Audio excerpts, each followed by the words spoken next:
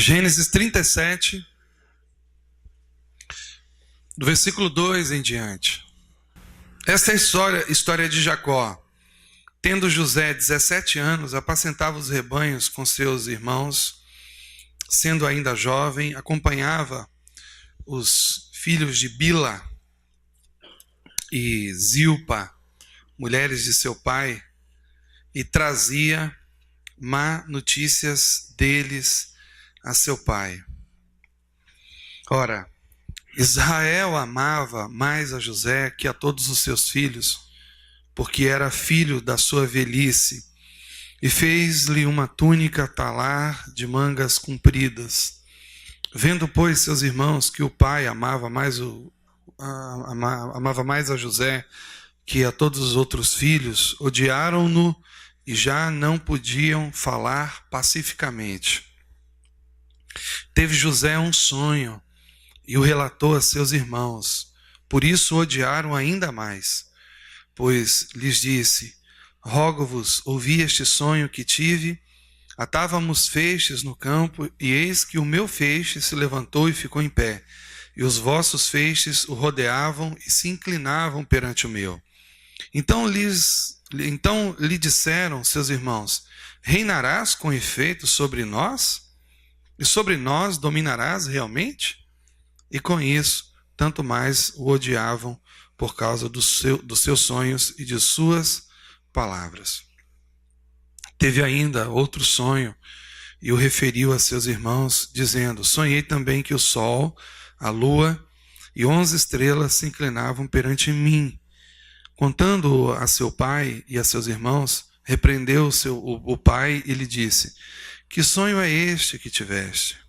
Acaso viremos eu, tua mãe e teus irmãos a inclinar-nos perante ti em terra? Seus irmãos lhe tinham ciúmes. O pai, no entanto, considerava o caso consigo mesmo. Amém. Até aqui. Estamos aqui reunidos, essa igreja linda, maravilhosa.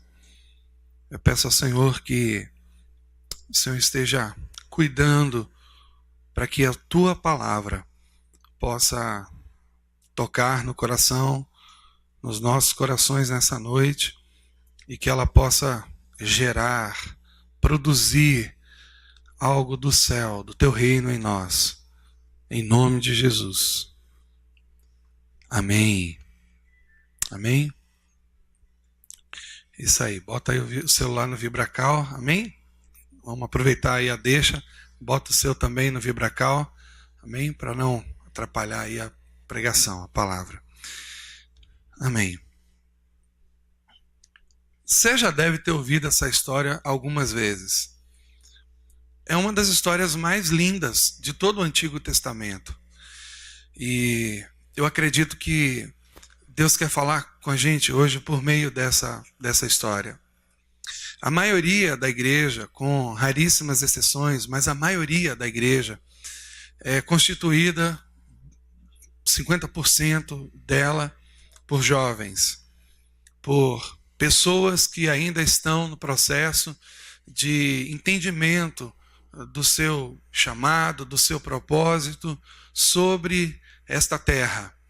Deus tem algo muito especial com os jovens. Quando nós lemos a Bíblia, aquilo que Deus fez por intermédio de jovens, nós ficamos encantados. O texto que nós começamos a ler conta, José aparece no cenário bíblico aos 17 anos. Aos 17 anos ele então tem sonhos estranhos à época, para um jovem de 17 anos, principalmente para dentro daquela estrutura familiar que existia, onde o pai era uma representação clara do próprio Deus na terra, naquele tempo. Embora ainda hoje a família ela constitua uma expressão daquilo que Deus é, não é? Então, esse jovem, ele aparece no cenário bíblico aos 17 anos, como filho de um patriarca. É um jovem que revela para a gente, mostra para a gente como Deus age na vida de um jovem. E eu gostaria de falar hoje para vocês, porque não apenas nós jovens que estamos aqui, eu me sinto jovem também, não tão jovens como vocês, a maioria de 16, 17, 18, talvez até 20 e poucos anos, mas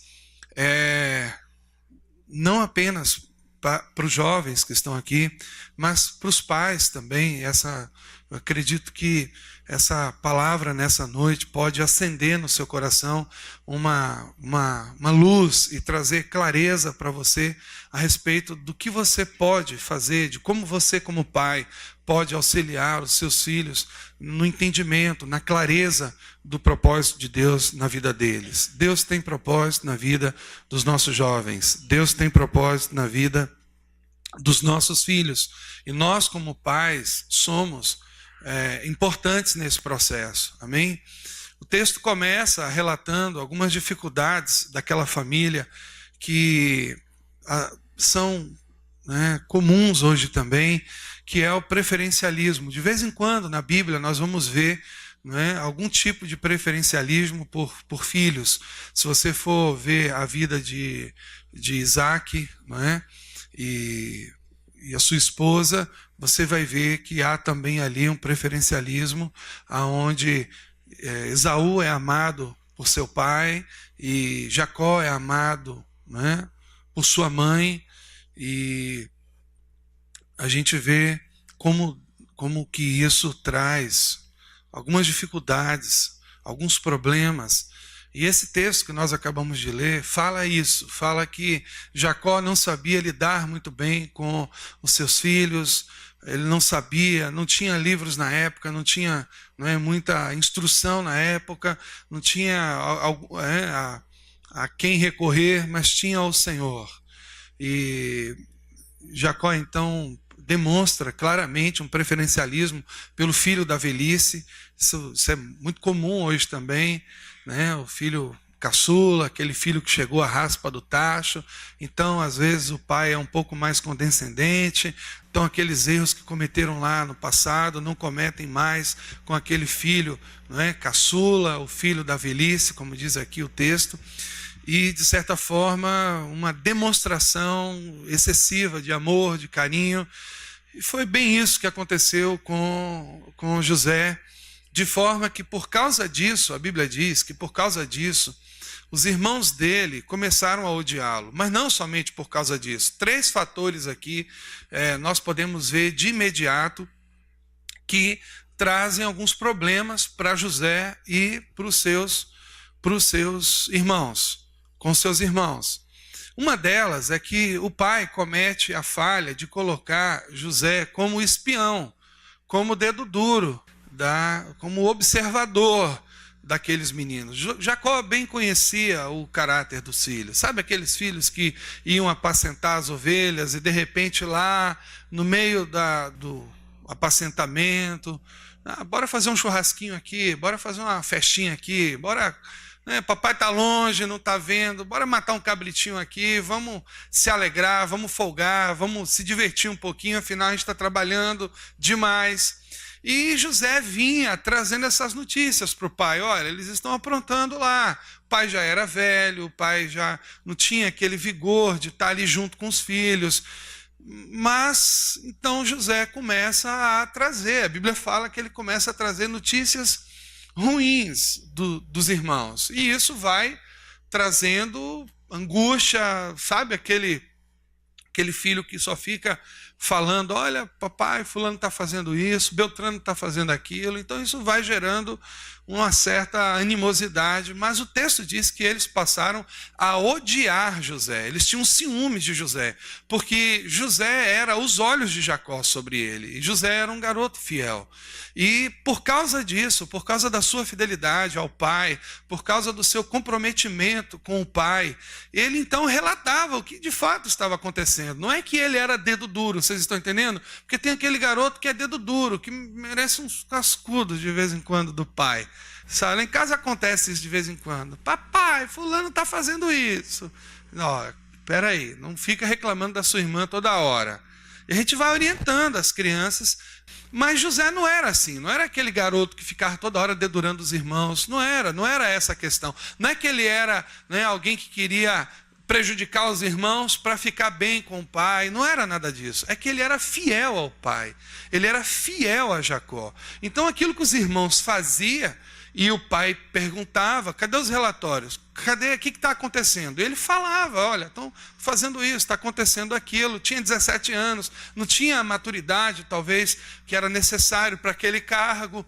Né? O José meio que colocou ele como tutor, como chefe dos irmãos. Imagina, os irmãos detestaram aquilo. E para complicar a situação, Jacó faz uma túnica para ele. Uma túnica, e a gente não tem, muitas vezes, noção do significado disso, mas, no fundo, José estava dizendo para os irmãos que ele era diferente deles. Jacó estava dizendo para os irmãos que esse filho aqui não era como os outros. Ele tinha uma posição privilegiada na família. E por causa disso, a Bíblia diz que os irmãos passaram a odiá-lo. Mas acontece outra coisa. Ele tem um sonho. Ele tem um sonho. E ele, inocentemente, inexperientemente, abre o coração para os irmãos, talvez sem saber, provavelmente, que os irmãos já estavam, né, odiando, já estavam o detestando. Ele ali abre o coração, compartilha com os irmãos, e aí a coisa fica grave, porque a Bíblia diz que os irmãos passaram a odiá-lo ainda mais. E é aqui que eu queria começar hoje a falar com os jovens e com vocês, pais, que estão aqui nessa noite. Quais são os sonhos do seu coração? Quando a gente é criança, já falei aqui recentemente sobre isso, quando a gente é criança, a gente tem um sonho no coração, de ser ou de fazer alguma coisa. E há uma preocupação muito grande no meu coração hoje, porque a gente está vivendo numa época onde os jovens não demonstram ter no seu coração um sonho, um alvo, um objetivo, uma missão, um projeto maior de vida. Se você perguntar hoje para muita gente, até mesmo dentro da igreja, mas principalmente em determinados lugares, determinadas comunidades, qual é o sonho do seu coração? E eles não têm, eu não sei. O que você quer ser na vida? Eu não sei. O que você quer fazer? Eu não sei, eles não sabem. Nós estamos vivendo hoje numa época onde os jovens não sonham mais, onde os jovens não têm mais uma visão, não têm mais um desejo, uma ambição no seu coração de ser e de fazer alguma coisa importante. Sabe, eu fico encantado com esse texto porque fala que Deus dá esse sonho a José aos 17 anos. E isso fala algo para mim e tem que falar algo para você também, que é jovem. Sabe, quando Deus começa alguma coisa importante na vida de uma pessoa, começa já na tenra idade. Se você for ver o que acontece com Samuel, Deus chama Samuel ainda quando criança. Deus chama Davi lá ainda jovem, apacentando as ovelhas do pai, cuidando das ovelhas do pai, trabalhando lá nas encostas de Belém, cuidando daquelas ovelhinhas, e ali naquele lugar, Deus já estava dando vitórias a ele sobre o urso, sobre o leão. Foi ali que ele compôs os salmos mais bonitos que nós conhecemos na palavra de Deus. Então, quando a gente vê o que Deus começa a fazer na vida de uma pessoa, ele começa a fazer na tenra idade, mas o diabo também. E isso é que precisa ficar claro para nós, pais, e para vocês, jovens, nesta noite. Sabe, amados, nós precisamos de jovens que sonham. Nós precisamos de jovens que saibam o que quer, de jovens que têm uma missão, que têm uma visão, que conseguem enxergar um pouco mais à frente, porque isso é de Deus. Nós estamos vivendo hoje numa época onde os jovens eles não conseguem sonhar, eles não têm expectativa, eles não têm esperança, e isso é algo muito ruim. Sabe, nós estamos sendo assolapados por televisão, por programas, por redes sociais, por mídias sociais, e nossa vida é presa nessas coisas, e nós não conseguimos mais sonhar, nós não conseguimos mais ouvir a voz de Deus. Jovens sem perspectiva, sem nenhuma perspectiva, sem sonhos. É o tempo que nós estamos vivendo hoje. Jovens sem determinação, que não se esforçam. Embora Jacó tivesse uma relação de preferencialismo com José, José era um jovem determinado, amados. O pai falava com ele, vai ver onde estão seus irmãos. Os irmãos pegaram as ovelhas, os cabritinhos, foram para um lugar bem longe, para José não encontrar. Ele se perde no meio do caminho. E um homem, diz a Bíblia, vem, fala com ele, diz, olha, vocês viram aqui uns rapazes pastoreando um rebanho? Ele diz, foram para Dan. Então ele vai para lá porque ele é um garoto determinado em cumprir fielmente as ordens do pai. José não é um garoto que desiste fácil das coisas. Ele é um garoto determinado, comprometido, trabalhador, esforçado. Nós temos jovens hoje que não conseguem estudar, que não conseguem se dedicar, que a única coisa que fazem, né, a única coisa que deveriam fazer e fazer bem é se dedicar, é honrar. Quando você estuda, tira notas boas, você está honrando seu pai e sua mãe, os esforços que eles estão fazendo por você, porque muitas vezes eles não chegaram onde você chegou, e o que você precisa fazer é honrar. Quando você tira notas boas na faculdade, quando você é um bom aluno na escola, quando você se dedica no que você precisa aprender, você está honrando, você está se comprometendo com seu pai, você está dando um testemunho para Deus de que você honra o seu pai, a sua mãe, a sua família. E isso é algo importante nos dias de hoje. Isso é determinação. Jovens determinados. Eu vou ser um bom aluno. Eu vou honrar o meu pai e minha mãe na sala de aula. Eu vou me dedicar a ele, aos estudos. Porque eles estão se esforçando para me manter ali naquele lugar. Isso é importante. Isso é importante. E uma característica de José que me chama a atenção é que ele era submisso. Era um garoto submisso. Tudo isso forja esse tempo da vida de José. E por causa disso, por causa dessas características, José começa a ter sonhos, e sonhos de Deus. Que quando você se coloca numa posição de obediência aos pais, de determinação, e você começa a desejar algo no seu coração, Deus, nesse tempo, coloca um sonho no seu coração. É importante você saber isso. Agora, às vezes, a nossa pior oposição se levanta dentro da própria família. Abra sua Bíblia em Gênesis 37, lá no versículo 18. Olha, eles foram para Dotã, perdão, eu falei Dan, né? Dotã. Então seguiu José atrás dos irmãos e os achou em Dotã. De longe o viram, e antes que chegassem, conspiraram contra ele para o matar. E diziam um ao outro, vem lá o sonhador. Já vem o sonhador. Sabe aquele tipo de gente que tem tanta raiva do outro, que pega a virtude e transforma numa maldição?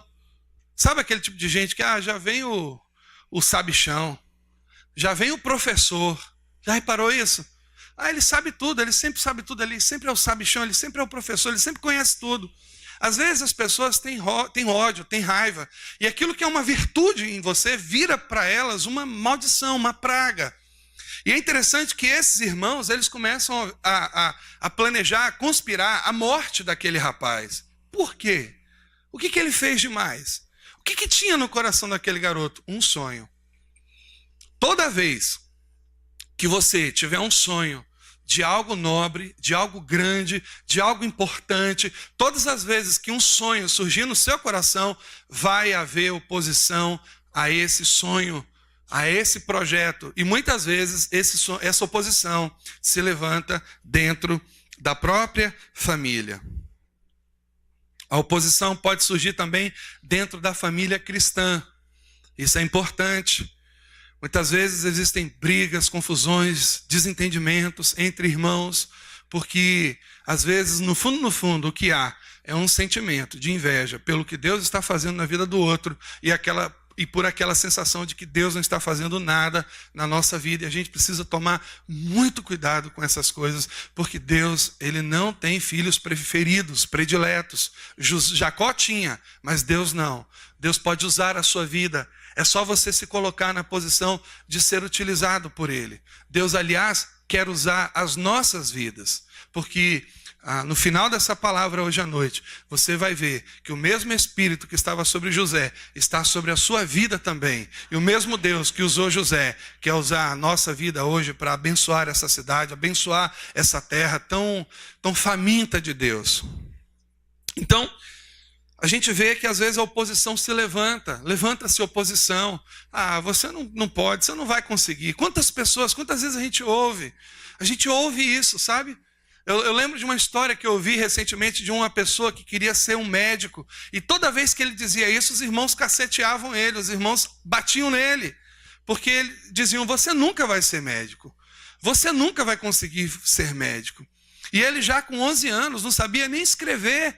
E ele então falava, eu tenho um sonho, eu quero ser médico. E ele então toda vez que ele falava isso, os irmãos batiam nele. Porque batendo nele, talvez batia no sonho. E ele conta que passou um carro na estrada e gritou, ei, você quer ir para os Estados Unidos? E ele disse, quero. Então vem. Aí foi lá, fizeram o processo de adoção. E ele disse que poucos dias depois ele já estava na América estudando. E esse rapaz virou um médico. Eu fico pensando como Deus, sabe, amados, pode trabalhar no sonho de uma pessoa. E às vezes como as pessoas podem, de alguma forma, tentar prejudicar, machucar, né, os sonhos e destruir isso. E às vezes essa oposição vem dentro de nossa própria casa. Você nunca vai conseguir isso. Você nunca vai fazer isso. Você nunca ouça nunca. Não deixe isso entrar no seu coração. Porque se Deus plantou um sonho no seu coração, Ele mesmo vai trabalhar para que esse sonho um dia seja uma realidade poderosa na sua vida. Creia nisso. E sabe, amados, tem outra coisa que eu queria também falar. É que, embora a oposição se levante dentro da nossa casa, isso não é o perigo principal. O perigo principal é que o inimigo vai levantar pessoas para nos derrubar. Eu queria ler com os irmãos Gênesis 39, 2. Abra aí agora. O Senhor era com José, que veio a ser homem. Quando Deus é com uma pessoa, ela é? Guarda isso no seu coração. Você é? Amém. Próspero. Diga, Deus é comigo. E eu sou próspero. Amém. Fala isso da boca para dentro, para você crer primeiro. Amém? Então estava na casa de seu senhor egípcio. O Senhor era com José, que veio a ser homem próspero. Estava na casa de seu senhor egípcio. Começa aqui então algo tremendo. Esse garoto é vendido, você conhece a história. Os irmãos têm raiva dele, têm ódio dele, conspiram para matar. O mais velho, Rubem, disse, não, nós não vamos fazer isso. Esse sangue vai recair sobre nós. E ele então, ele persuade os irmãos a não fazer isso, a não matar aquele garoto. E Rubem sai da presença daqueles irmãos, eles jogam ele numa cisterna, num buraco. E Rubem sai. E quando Rubem volta, a Bíblia diz que eles venderam José para um grupo de viajantes. Eles vendem então José. E por conta disso, José vai parar lá no Egito. Lá no Egito. E eu fico pensando, amados, que isso precisa trazer hoje ao nosso coração clareza. Isso precisa ser uma fonte de riqueza para nós. Sabe, amados, nem tudo de ruim que acontece na nossa vida é desperdiçado por Deus. O pastor David Baldwin já falava isso alguns anos atrás, antes de morrer. E ele dizia, Deus não tem lixeira. Ele usa as coisas ruins que acontecem na nossa vida e usa para fazer algo bom a respeito disso. E sabe, queridos, esse garoto então, por causa do ódio, por causa dos ciúmes, por causa de tudo aquilo de ruim que estava no coração daqueles homens, daqueles irmãos, eles então têm uma ideia, vamos vender, vamos se livrar dessa praga, desse sonhador do inferno, né? Vamos nos livrar desse moleque, vamos nos livrar, né, desse garoto que está prejudicando a gente, está atrapalhando os nossos planos. E eles então têm essa ideia, vendem o garoto para aquele grupo de viajantes que vão para o Egito, e lá, no Egito, acontece algo extraordinário. Ele é vendido para um general, um Potifar. A Bíblia fala disso, que ele era um Potifar. Potifar não era o nome próprio dele, era o cargo dele. Ele era um comandante da guarda de Faraó. Talvez o cargo mais importante de todo o Egito, depois do de Faraó. E ele é vendido para aquele Potifar, para aquele comandante, para aquele general. E a Bíblia diz que lá na casa desse Potifar, a Bíblia diz que o Senhor era com ele. Amados, quando você tem um sonho no seu coração, e esse sonho é algo de Deus, você precisa saber de algo agora, que nós precisamos entender, isso precisa ficar claro para a gente. Quando Deus colocou o sonho no coração de José, e ele começou a falar do sonho para aqueles irmãos, por causa da maldade do coração deles, entenderam que aquele sonho era um sonho de domínio. Eles falaram exatamente isso. Porventura vai você dominar sobre a gente?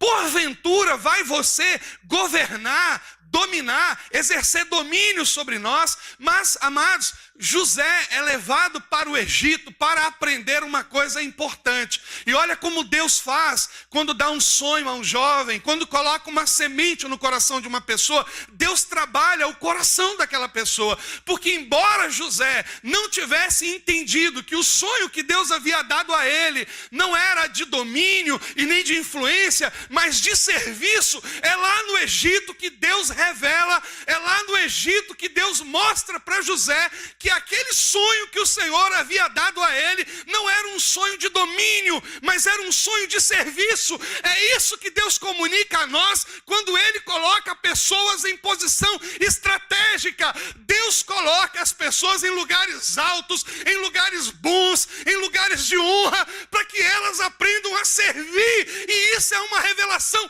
poderosa para o nosso meio nesses dias. Porque muitas vezes as pessoas estão querendo posição, e os sonhos não se realizam na vida das pessoas, porque o que elas querem é posição, é status, é estar no comando, é mandar. E uma liderança poderosa não é exercida na base do mando eu e obedece quem tem juízo, mas é para servir as pessoas. Sabe, amados? E é nesse contexto que o inimigo levanta pessoas para derrubar José. Gênesis 39, do versículo 7, diz assim. Eu vou ler para vocês entenderem o verso 6, senão vocês não vão entender. Potifar, tudo o que tinha, confiou às mãos de José, de maneira que, tendo-o por mordomo, de nada sabia. Versículo 6 do capítulo 39. Além do pão que comia, que se alimentava. José era formoso de porte e de aparência. Ora, veja o que ele está falando aqui, porque isso é um alerta para a gente que é jovem. Jovens bonitos, de porte e de aparência. Isso é uma linguagem bíblica para dizer o seguinte: ele era bonito de rosto e bonito de corpo. É isso que a Bíblia está dizendo. Ele era bonito de rosto e bonito de corpo. Mas além disso, tem algo mais. Era alguém que tinha o favor de Deus, como nós lemos no verso 2, o Senhor era com José. E é somente depois dessas coisas, agora entra o verso 7, que diz assim: aconteceu depois destas coisas. Que coisas? Ora, alguém bonito, de rosto, de corpo, e que tem a bênção do Senhor, vira um alvo fácil do inimigo. Não é verdade? E nós estamos falando de quê? Dos jovens hoje. Né? Jovens malhados, meninas com corpinho sarado, né? Cheia de beleza, cheia de formosura e com o Espírito de Deus. O que é isso? Alvo fácil para o inimigo. Olha o que acontece. Depois dessas coisas, a mulher do seu senhor pôs os olhos em José e lhe disse: deita-te comigo. Veja que palavra esse garoto de 17, talvez 18 anos aqui no máximo. Provavelmente a viagem para o Egito deve ter durado uns 3 meses. Vamos imaginar que ele chega lá com 18 anos, é vendido para Potifar. 18 anos, no auge dos hormônios, né? A mulher de Potifar não era nenhuma potifeia. Vamos e convenhamos. Devia ser uma mulher bonita, atraente. Não era qualquer uma. E no auge da juventude, cheio de hormônios, ele estava no Egito, gente, mas ele não era uma múmia, não. Tinha sangue correndo nas veias do menino. Hormônios. E ela disse: deita-te comigo. Agora, olha a resposta desse garoto. Ele, porém, recusou e disse à mulher de seu senhor: tem-me por mordomo o meu senhor, não sabe do que há em casa, pois tudo que tem me passou ele às minhas mãos. Ele não é maior do que eu nesta casa, e nenhuma coisa me vedou, senão a ti, porque é a sua mulher. Olha a visão desse, olha a pancada que ele dá na mulher de Potifar. Como, pois, cometeria eu tamanha maldade e pecaria contra Deus? Meu Deus do céu, que resposta! Um garoto de 18 anos. Por que esse garoto consegue responder nesse nível a mulher de Potifar? Já falei aqui para os jovens uma vez. Você fica pensando, a Bíblia diz, vou continuar a leitura, que diz assim: por que não cometeria tamanha maldade e pecaria contra Deus? Você acha que ela deu ouvidos ao que ele falou? Olha o que o texto diz. Falando ela a José todos os dias, não lhe dando ouvidos. A primeira coisa que eu queria dizer é que isso aqui não é trabalho de uma mulher somente. A gente tem que entender as coisas. Depois de uma resposta dessa, qualquer mulher saía de fininho, né? Colocava o seu biquininho dentro da maletinha, né? Colocava a sua lingerie, não é isso? Dentro da sua malinha e ia embora. Mas não é isso que nós estamos vendo aqui. Por quê? Porque tem certas situações que quem está por trás é o inimigo, e nós temos que ter discernimento disso. E ele tinha. Esse é um jovem especial, amados, mas não é porque ele era diferente, não é porque ele era melhor do que qualquer um. É um jovem que tinha um conhecimento das coisas de Deus de uma forma tremenda e maravilhosa, amados. Ele tinha entendimento das coisas de Deus. Ele compreendia o que Deus estava fazendo e sabia fazer muito bem a leitura do seu tempo. Ela vai lá, tenta seduzi-lo. Você pode imaginar isso? Aquele garoto vivendo com aquela mulher todos os dias dentro daquela casa, Potifar lá, né, protegendo o faraó, lá do FBI do Egito. O faraó vai para lá, Potifar está com um grupo, faraó vai para cá. Você acha que esse cara estava em casa todo dia? Você acha que ele estava dando assistência à mulher todo dia? Não, amados. Ser comandante da guarda de faraó não é algo fácil, não. A mulher lá, carente, tadinha, sozinha, vê aquele garotão de 18 anos, bonitão, abençoado por Deus, bonito por dentro e por fora. A mulher ficou louca, amados. Já pensou lá nas esquinas? José! José! Vocês estão achando que é brincadeira? José!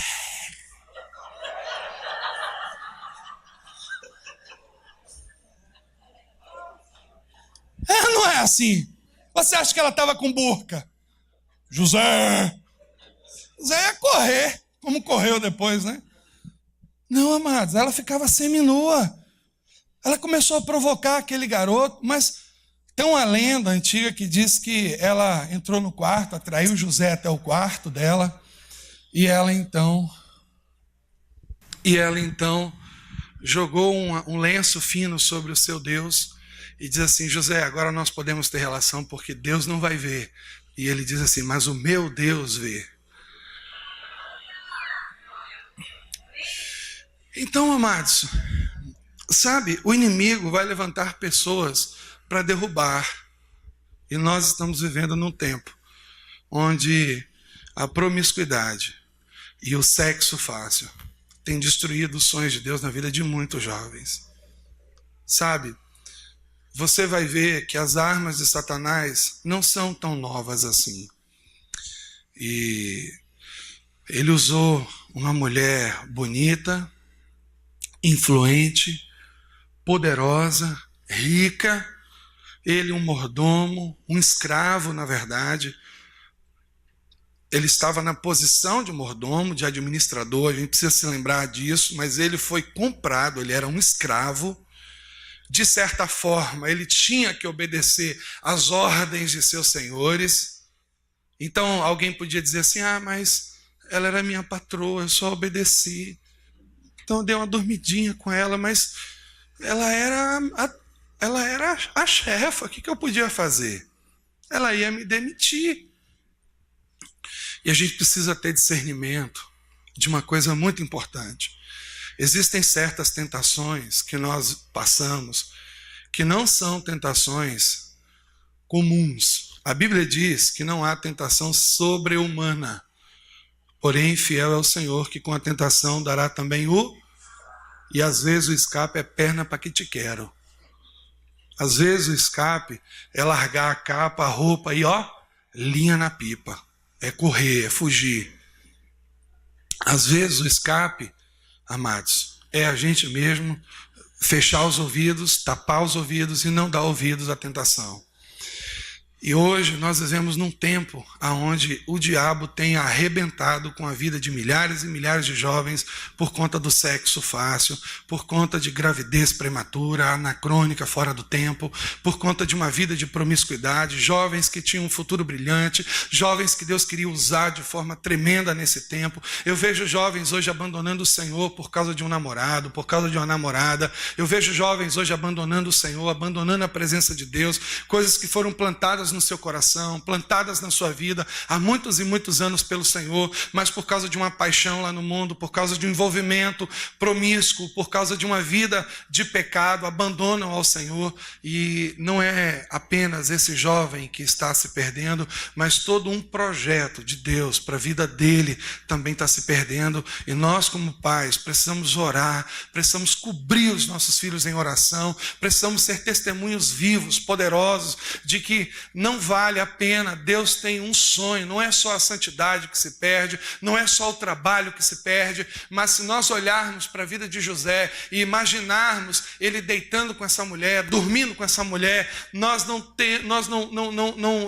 teríamos histórias tão lindas e tão maravilhosas de atuação de Deus, de libertação de Deus, de abençoar, de bênção de Deus sobre a terra, sobre os ímpios, porque a história de José, ela é muito linda, porque não fala da história de Deus abençoando um povo crente, abençoando um povo que o ama, mas fala da história de Deus levantando um jovem para abençoar um povo que é ímpio, um povo que não o conhecia, e por causa de José, toda uma nação passou a conhecer o Senhor como grande, maravilhoso, o Deus bondoso, provedor, cuidadoso, o Deus que intervém por causa de um garoto que se manteve puro, por causa de um garoto que recusou uma noitada, por causa de um garoto que fechou o seu coração para promiscuidade, para prostituição, para uma noite de sexo. Ele abriu o coração para o Senhor, fechou para o pecado, e por causa disso Deus usou esse garoto, e até hoje nós temos consequências da ação de Deus na vida desse garoto.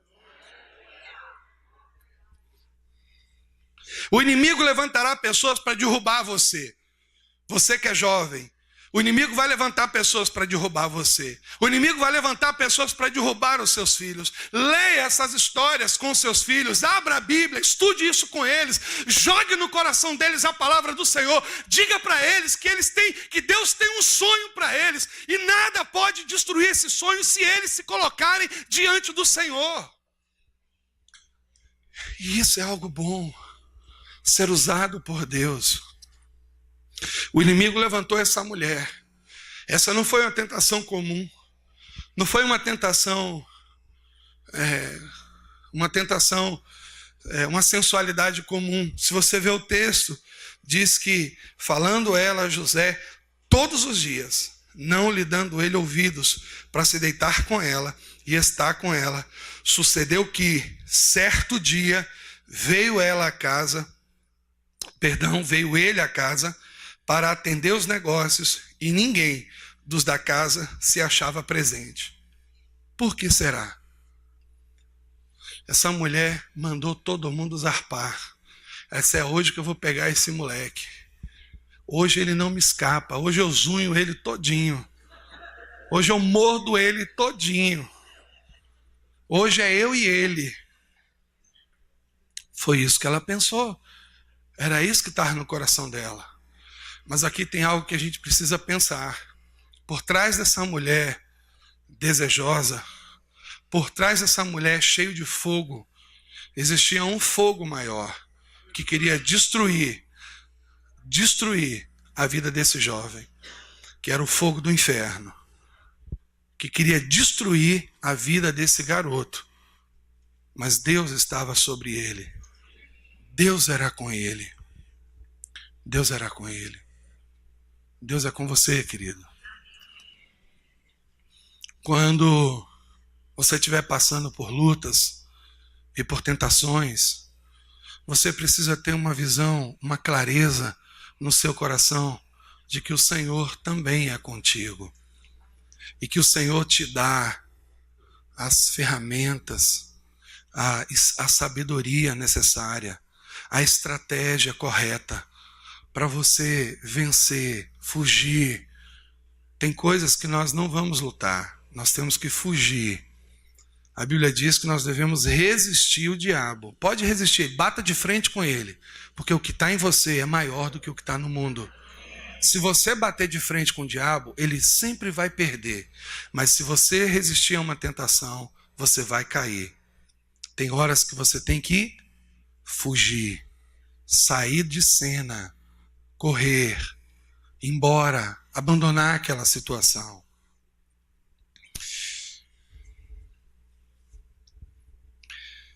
Sabe, amados, pode ser uma situação de promiscuidade, de vida sexual, de uma noitada, mas a tentação também pode ser uma oferta de corrupção, de dinheiro fácil. Vocês sabem quantas vezes eu recebi proposta como secretário de saúde de um município do interior para comprar remédio na mão de representantes de laboratórios que tem por aí e receber 10%, 15%. Vocês sabem quantas propostas eu recebia? Inúmeras. E com o passar do tempo, eu percebi que nenhuma pessoa resiste todo o tempo a essas situações. E eu dei uma ordem à minha secretária. Falei, olha, eu não quero receber mais essas pessoas aqui.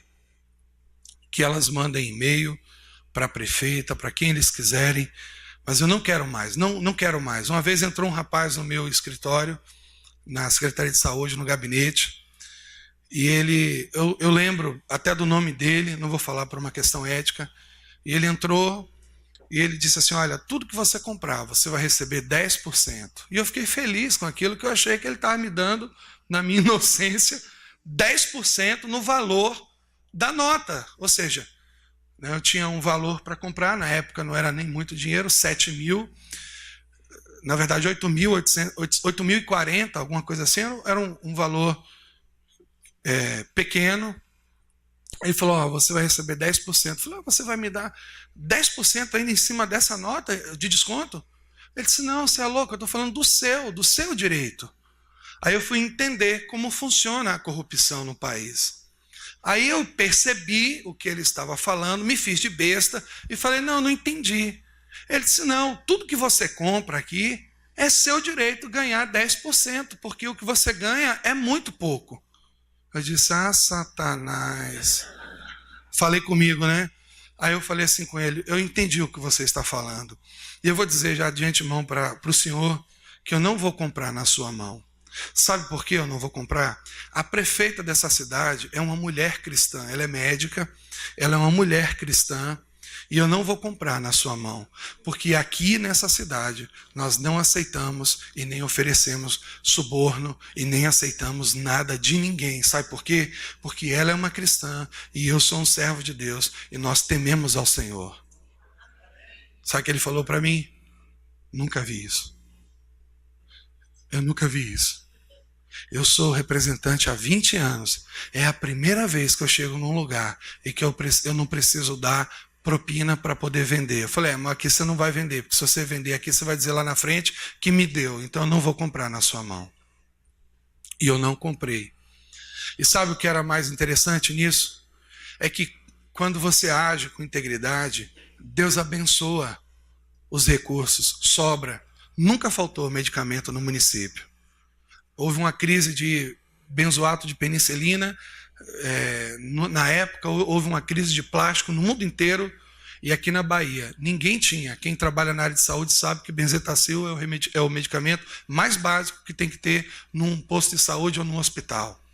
E ninguém na Bahia tinha. O Bahia tinha. Porque um dia eu entrei dentro do almoxerifado da Secretaria de Saúde e Deus falou comigo, todas as vezes que entrar um medicamento aqui, você vai separar 10% de tudo que entrar aqui. Deus falou ao meu coração. Eu fiquei assim pensando que estava maluco. Senhor, fiquei achando que era coisa do meu coração. Aí parei, Senhor, é o Senhor que está falando isso, e veio aquela voz clara no meu coração. Tudo o que entrar aqui nesse lugar, você vai separar 10%. E Deus foi dando as estratégias. Pega o remédio mais antigo, bota para frente para não perder a validade, joga o mais novo no fundo. A cada vez que entrava um lote, a gente separava, botava o mais antigo na frente para liberar logo, botava. Houve um tempo que eu comecei a distribuir, porque a prefeitura pode fazer isso, você pode encaminhar medicamento para o município vizinho, e eu comecei a doar, porque a gente tinha tanto que não faltou e ainda deu para abençoar as pessoas, porque no coração daquela mulher e do secretariado que trabalhava com ela não havia corrupção. Sabe, amados, nós estamos vivendo hoje uma crise. Você vai vender um produto em qualquer lugar, tem sempre alguém pedindo um percentual. Tem sempre alguém oferecendo alguma coisa. Cuidado com essas coisas. Os irmãos que trabalham nessa área, trabalham com vendas, trabalham com empresas, vocês que têm empresas, cuidado com isso, porque é por isso e por muito pouco que nós podemos perder o sonho de Deus na nossa vida. Cuidado com isso. Quando eu saí daquela secretaria, eu vim aqui no governo do estado, eu vim pessoalmente, eu vim aqui e disse à secretária de estado na época, aliás, a chefe das auditoras, eu disse assim, eu gostaria que, antes de sair, que houvesse uma auditoria no meu município. Ela, quem é o senhor? Eu falei, eu sou o secretário de saúde. Ela, você é maluco? Eu disse, pois é, ou eu sou maluco, ou eu estou andando direito. Então eu gostaria muito, antes de sair, que a senhora enviasse os seus melhores auditores para fazer uma auditoria lá na Secretaria de Saúde, porque eu gostaria de apresentar esse relatório antes de sair. E antes de sair, eu tenho esse relatório até hoje guardado em casa. Eu recebi um relatório de 2 auditores, o Virgílio e o Maurício, até hoje eu lembro o nome deles, um de Alagoinhas e outro de Salvador, um auditor da área médica, outro auditor da área financeira, e os 2 fizeram uma devassa na Secretaria de Saúde, e o relatório deles consta nenhuma irregularidade foi encontrada na Secretaria de Saúde do município de Ubaíra. Por quê? Porque Deus levantou pessoas boas? Não, pessoas que temiam a Ele. Se você for temente ao Senhor, Deus vai usar a sua vida, Deus vai abençoar você. Nós precisamos de jovens que não se corrompam, seja com prostituição, com sexo fácil, seja com dinheiro ou mesmo por posição. Tem muita gente que Deus quer usar, mas Deus sabe que se colocar na posição vai se corromper. E a gente precisa de jovens fortes, como diz lá a palavra do Senhor. Jovens que não se corrompam, jovens tementes ao Senhor. Sabe, uma coisa me chamou a atenção com relação a José, e eu gostaria de de ministrar isso no seu coração. Eu fiquei pensando como esse jovem conseguiu não se corromper com essa mulher. Como esse jovem conseguiu não se corromper depois que subiu. Porque, amados, talvez qualquer um de nós, no dia seguinte que Faraó falou assim, ó, você hoje vai ser governador do Egito. No outro dia baixava um decreto, morte à mulher de Potifar, miserável, me mandou para a cadeia. É ou não é? A gente não vê isso na biografia de José. Não é? Por que que esse jovem conseguiu de uma forma tão singela, tão firme, tão dedicada, vencer cada uma dessas dificuldades, vencer as mágoas, os ressentimentos? Você sabe o que é ser vendido pela sua própria família, pelos seus próprios irmãos, enganado, traído? Você sabe o que é você ser traído por uma mulher que você está servindo, uma família que você está trabalhando? Deus, imagina, amados, o que passa no coração desse garoto, ele saber que Deus está abençoando aquela família por causa dele, ele sabia disso. A Bíblia diz que Deus era com José. Deus era com José na casa de Potifar. Deus era com José na cadeia. Se você for olhar o que Deus fez com esse garoto na cadeia, a Bíblia diz que ele prosperou na cadeia. A Bíblia fala que ele prospera naquele lugar. A gente fica se perguntando assim, né? Poxa, como alguém pode prosperar numa cadeia? Mas Deus fez ele prosperar naquele lugar, porque Deus era com ele. E ele fica pensando, poxa, Deus abençoou. Porque tem muita gente que guarda essas coisas no coração e fica, poxa, Deus abençoou tanto essa família, agora eles me traíram, essa mulher, né, mentirosa, caluniadora, essa mulher perversa, e agora eu estou aqui nessa cadeia. Amados, não tem isso no coração desse jovem. Por quê? Eu fiquei me perguntando, por que ele conseguiu vencer a tentação? Por que ele conseguiu vencer as mágoas, os ressentimentos? Sabe por quê? Porque ele era convertido. Esse garoto, a Bíblia não fala o momento nem a hora, mas esse garoto teve uma experiência de conversão ao Senhor, verdadeira, legítima. É isso, amados, o segredo está aí. Você pode ser bem criado, você pode ser inteligente, você pode ter bons costumes, boa ética, mas se você não tiver uma experiência de morte da velha criatura, se você não tiver uma experiência de conversão, você vai sucumbir às tentações. O inimigo vai armar um laço, vai armar uma situação, vai armar uma questão. E esse garoto venceu todas essas coisas. Eu não vou me demorar muito, mas eu queria falar ainda outra coisa. Sabe, Deus não abandona seus filhos nos tempos difíceis. Guarda isso no seu coração nessa noite. A gente tem uma visão muito pequena das coisas, mas às vezes nós temos que ter uma visão periférica. Nós precisamos ver de forma mais ampla. E eu acredito que José conseguiu isso por causa dessa experiência. José era alguém que confiava no Senhor. José era alguém que conhecia o caráter do seu Deus. E por causa disso, ele sabia que tudo o que ele estava passando chegaria o dia da virada. E eu quero mostrar aos irmãos, em Gênesis 39, ainda, versículo 20, diz assim: o Senhor, porém, era com José. Ele foi benigno, e lhe deu graça. Olha que coisa tremenda. Nós, jovens, precisamos disso, de graça. E lhe deu graça perante o carcereiro, o qual confiou às mãos de José todos os presos que estavam no cárcere. E ele fazia tudo quanto ele se devia fazer ali. E nenhum cuidado tinha o carcereiro de todas as coisas que estavam nas mãos de José, porquanto o Senhor era com ele, e tudo o que ele fazia, o Senhor prosperava.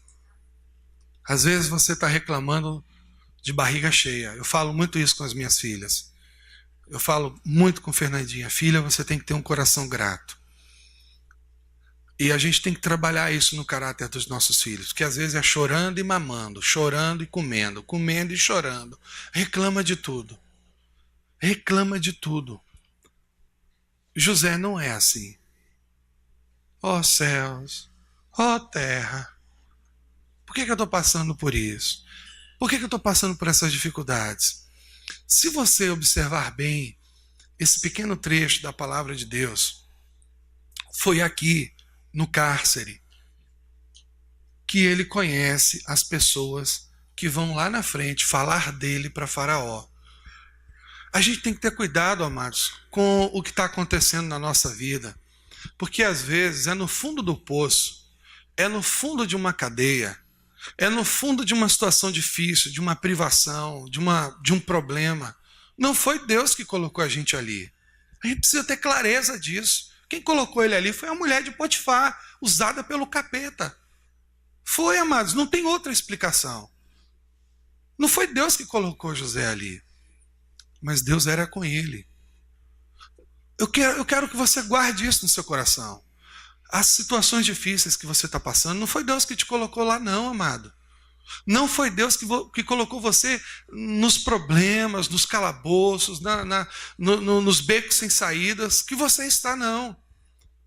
Mas tem algo que você precisa saber. O Senhor está com você ali, nisso aí. O Senhor está trabalhando nisso aí. Não fica dizendo por que você está nisso, não fica reclamando, porque é ali que você pode conhecer um copeiro abençoado. É ali que você pode conhecer alguém que lá na frente vai ser usado por Deus para mudar a sua vida. É nessas situações que a gente conhece pessoas que intercedem por nós, queridos. Sabe quem é esse copeiro aqui? O intercessor. É alguém que vê, ele sai dali da prisão, né? É restituída a posição, o padeiro é morto, diz a Bíblia, mas ele é restituído, e ali depois ele intercede junto a Faraó, num dia que Faraó teve um pesadelo, um sonho, uma alucinação, ele teve um problema, teve um sonho, ficou perturbado com aquilo, o copeiro intercedeu, ele falou, eu lembro agora, tem uma pessoa que pode ajudar o Senhor. É nesses momentos difíceis que Deus vai levantar pessoas para interceder por você, para orar por você, para abençoar você. Para de reclamar que você está no calabouço, que você está no fundo do poço, que as coisas estão difíceis, que nunca dá certo para você. Você é jovem, Deus está trabalhando no seu caráter, no seu coração. Se você está onde você está, tem propósito nisso. Deus está com você ali, Ele pode te abençoar ali, Ele pode abençoar você ali, Ele pode fazer algo bom para você ali, Ele pode. Deus é poderoso, querido. Deus não está preso a circunstâncias, a métodos, a nada. Deus pode usar e Ele vai fazer isso ali.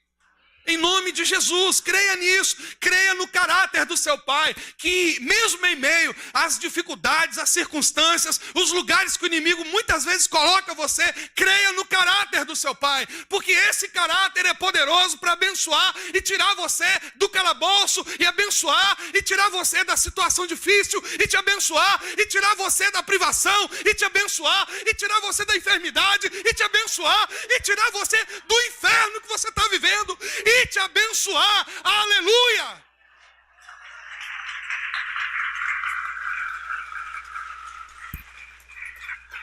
Ele é Deus. A gente canta aqui, não é? Ele é Deus. Se a porta abrir, Ele é Deus. Se fechar, Ele é Deus. Não é assim? Ele é Deus, amado. Ele é Deus, querido.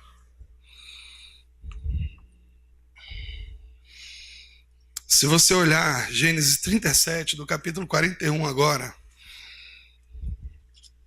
diz assim, eu fico pensando, aquele garoto naquela cadeia, ele tinha clareza de que ele estava ali, mas não por culpa dele, mas porque o Senhor tinha um propósito nisso, sabe? Eu queria, antes de você ler esse texto comigo, lembrar, Deus não abandona os seus filhos em tempos difíceis. E quando nós lemos esse texto, que o Senhor fez prosperar na cadeia, isso não te faz lembrar do Salmo 1? Bem-aventurado o homem que não anda segundo o conselho do ímpio, e nem se detém no caminho, e nem se assenta na roda. Antes tem o seu prazer na lei do Senhor e nela medita de dia e de noite. Será o quê? Como árvore plantado, cujas folhas o seu fruto dá, e tudo o que fizer, porque Deus é com você. Sabe, parece que Davi se inspirou em José para escrever esse salmo. Tudo o que fizer, prosperará.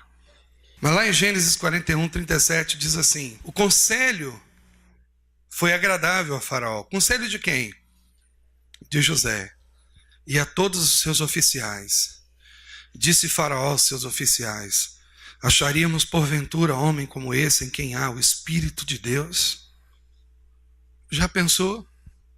Seu chefe lhe chama lá na empresa, diz assim: olha, você tomou umas decisões importantes aqui, você tem sido um funcionário muito diferenciado, especial, você parece até que tem Deus na sua vida, nós vamos promover você. Foi isso que aconteceu com ele. Foi isso que aconteceu com ele. Um homem ímpio, idólatra, um faraó. Você sabe que o faraó era um deus naquela época. Era um deus, considerado um deus. E Faraó, para dizer isso, reconheceu que José era maior do que ele. Essa é a verdade. E ele diz: o conselho foi agradável, a Bíblia diz, o conselho foi agradável a Faraó e a todos os seus oficiais. E disse Faraó aos seus oficiais: acharíamos, porventura, homem como este, em quem há o Espírito de Deus? Depois disse Faraó a José: visto que Deus te fez saber tudo isso, ninguém há tão ajuizado e sábio como tu. Administrarás a minha casa, e a tua palavra obedecerá todo o meu povo. Você está ouvindo isso? A tua palavra obedecerá todo o meu povo. Uma nação inteira se colocou debaixo da autoridade de José, porque esse jovem resolveu no seu coração ser fiel ao Senhor e não trocar o seu sonho por uma noite com uma mulher qualquer. Somente no trono eu serei maior do que tu. Disse mais Faraó a José: vês que te faço autoridade sobre toda a terra do Egito. Aleluia! Isso é coisa de Deus, queridos. Isso é coisa de Deus. Só Deus pode fazer isso. Só Deus pode tirar uma pessoa da cadeia e colocá-la para ser o homem mais importante do Egito, abaixo de Faraó. Só Deus pode fazer isso, queridos. Isso não é esforço humano, não.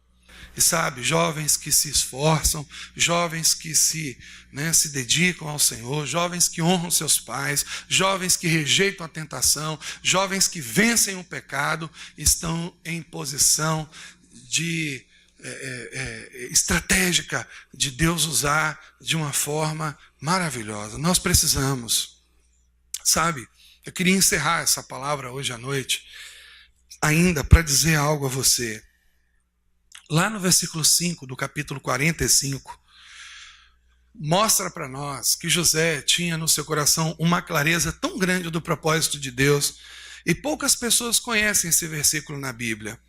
No capítulo 45, no versículo 5, José, numa conversa com seus irmãos, diz assim para eles: agora, pois, não vos entristeçais, nem vos irriteis contra vós mesmos, por me haverdes vendido para cá, porque para conservação da vida Deus me enviou adiante de vós. Isso para mim hoje é o segredo dessa palavra hoje à noite para a sua vida. Quando Deus coloca você numa posição de honra, quando Deus tira você da miséria, daquele lugar horroroso que você está vivendo, das dificuldades, das lutas, da privação, né? Quando Deus tira um jovem da favela, do submundo, do pecado, das drogas, da prostituição, do engano, da mentira, e coloca esse jovem numa posição de honra, é porque Deus está pensando em muita gente. Sabe, amados, havia uma paixão no coração de Deus por aquelas pessoas do Egito, como havia uma paixão no coração de Deus por aquelas pessoas de Nínive, como há uma paixão no coração de Deus por essas pessoas dessa cidade. E nós temos uma responsabilidade muito grande, porque nós, jovens, vamos ser usados por Deus. Vocês é a próxima geração, vocês são a próxima geração. Vocês são a geração que vão levar o bastão do Evangelho. Vocês são a geração que vão impactar essa cidade. Vocês são a geração que Deus levantou para preservar a vida. E que vida é essa? A vida abundante do reino de Deus. Deus quer uma geração de jovens para que Ele possa usar essa geração de jovens nessa cidade, nesse Egito que nós estamos vivendo, amados. Nós estamos vivendo em terras estranhas, é o Egito, sabe? O mesmo Espírito que opera naquela mulher de Potifar é o Espírito que opera hoje no mundo, amados. E Deus está procurando jovens cujo coração é perfeito para com Ele. A Bíblia diz isso, que os olhos do Senhor passam por toda a terra para mostrar-se forte para com aqueles cujo coração é perfeito para com Ele. Uma geração de jovens sadios, uma geração de jovens submissos, uma geração de jovens cheios de Deus, uma geração de jovens cheios de alegria, uma geração de jovens que tem clareza de onde Deus vai levá-los, ou de onde Deus pelo menos pode levá-los. José nunca imaginou que ele seria o governador do Egito, gente. E aí, Faraó, tudo bem? E aí, Deus do Egito, tudo bem? José nunca imaginou, amados, que ele influenciaria aquele homem, e influenciou de uma forma tão grande que depois, lá na frente no Egito, a Bíblia diz que um outro faraó se levantou que não conheceu José. Ah, pastor, daqui da igreja pode sair alguma coisa boa de Salvador? Pode sim, porque saiu de Belém, saiu de Nazaré. Pode sim, saiu lá da família de Jacó. Pode sim. Deus quer jovens, amados, que tenham clareza do propósito dele, que vejam que o que estão passando, as lutas, as dificuldades, embora o Senhor não os tenha colocado nessa posição, mas o Senhor está forjando o seu caráter, está trabalhando em você, está gerando o caráter de Cristo em você, para que quando Ele lhe colocar numa posição de honra, você cumpra fielmente, cabalmente, o propósito que Deus te deu, de servir, de abençoar as pessoas, de preservar a vida. É isso. É isso.